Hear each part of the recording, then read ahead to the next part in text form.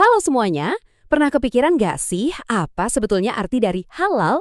Ternyata ini jauh lebih dalam dari sekedar stiker di bungkus makanan loh.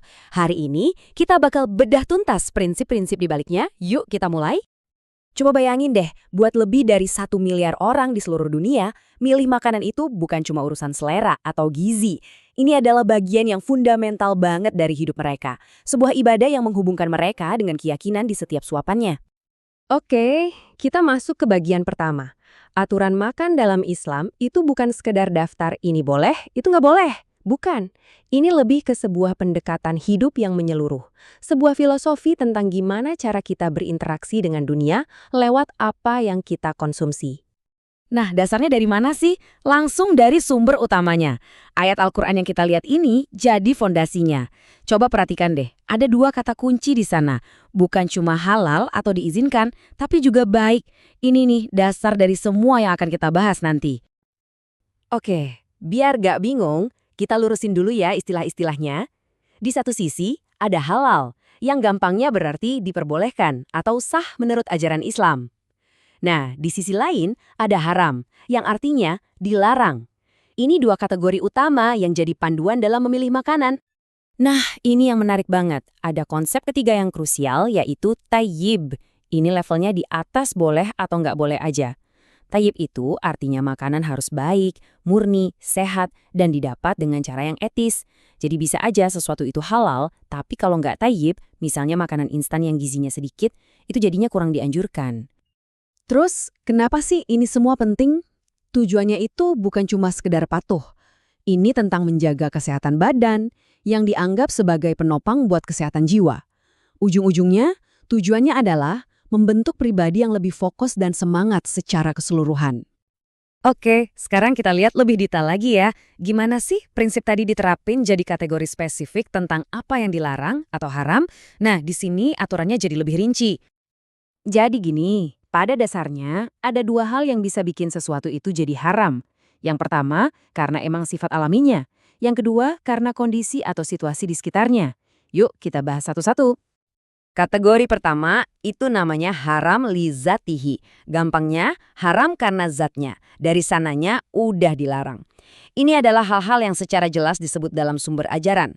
Contoh paling umum pastinya daging babi, tapi juga termasuk darah, bangkai, dan semua yang memabukkan yang bisa mengganggu akal sehat atau disebut khamr. Nah, ini pertanyaan menarik nih. Kalau makanannya dasarnya halal, bisa jadi haram nggak ya? Jawabannya, bisa banget. Dan ini membawa kita ke kategori kedua, yang lebih banyak nuansanya, di mana konteks jadi sangat penting. Nah, ini yang kedua, namanya haram kali gairihi atau haram karena ada faktor dari luar. Di sini, makanan yang tadinya boleh dimakan, kayak daging sapi atau ayam, bisa jadi terlarang. Contohnya, kalau hewannya nggak disembelih dengan cara yang benar, atau kalau makanan itu didapat dari hasil nyuri, atau bahkan kalau kena sesuatu yang dianggap najis. Di sini kita bisa lihat panduan umumnya ya untuk hewan-hewan yang dianggap terlarang. Aturannya cukup jelas, hewan buas yang punya taring, terus burung pemangsa yang punya cakar tajam, sama hewan-hewan hama atau yang dianggap kotor dan menjijikan, itu semua masuk kategori terlarang. Oke, kita udah bahas apa yang dimakan. Sekarang kita geser sedikit ke gimana cara makannya. Karena ternyata prinsipnya bukan cuma soal makanannya, tapi juga ada etiket atau adab yang mengubah aktivitas makan dari sekedar kebutuhan biologis jadi sebuah tindakan yang penuh kesadaran dan rasa syukur. Biar gampang, kita bisa bagi adab makan yang luas ini jadi 3 fase sederhana, sebelum, pas lagi makan, sama sesudah makan. Jadi, bahkan sebelum kita nyuap makanan pertama, ada beberapa hal yang penting banget. Mulai dari kebersihan fisik kayak cuci tangan, sampai ke kesiapan batin, duduk yang sopan, ingat Tuhan dengan bilang bismillah, dan pasang niat kalau makan ini tujuannya biar punya tenaga untuk ibadah. Nah, pas lagi makannya nih, ada beberapa kebiasaan yang mendorong kesadaran dan rasa hormat, kayak makan pakai tangan kanan, ambil porsi secukupnya aja biar nggak mubazir, dan bahkan ada anjuran buat nggak mencela makanan. Ini semua bagian dari cara kita menghargai rezeki. Kutipan ini benar-benar merangkum semangat rasa syukur itu. Idenya simpel, kalau kamu suka, ya makan. Kalau nggak suka, ya udah tinggalin aja.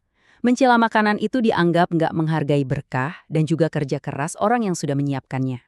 Dan terakhir, tentu aja, Pas udah selesai makan, adabnya adalah menutupnya dengan rasa syukur.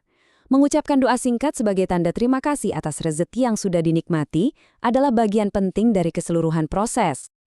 Oke, kita udah bahas banyak banget nih soal apa yang boleh, apa yang enggak, gimana cara makannya. Sekarang pertanyaannya, kenapa sih semua ini penting? Apa hikmah di balik semua aturan ini? Nah, kalau aturan ini diabaikan, diyakini ada konsekuensi spiritualnya. Mengonsumsi yang haram itu dianggap bisa jadi penghalang antara seseorang dengan Tuhannya, bisa mempengaruhi terkabulnya doa, dan bahkan bisa merusak karakter moral seseorang pelan-pelan. Jadi, intinya tuh di sini. Hikmah di balik semua prinsip ini adalah untuk mencapai tujuan yang holistik banget. Ini bukan cuma soal ikutin aturan, tapi tentang menciptakan gaya hidup di mana kesehatan fisik, kesucian jiwa, dan karakter moral yang baik itu saling mendukung dan menguatkan satu sama lain. Nah, ini jadi bahan renungan buat kita semua ya.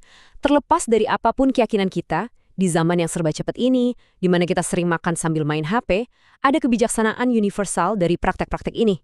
Jadi, pertanyaannya, gimana kalau kita semua mencoba makan dengan sedikit lebih sadar, lebih bersyukur, dan lebih punya niat baik? Kira-kira apa ya yang akan berubah dalam hidup kita? Terima kasih sudah menyimak.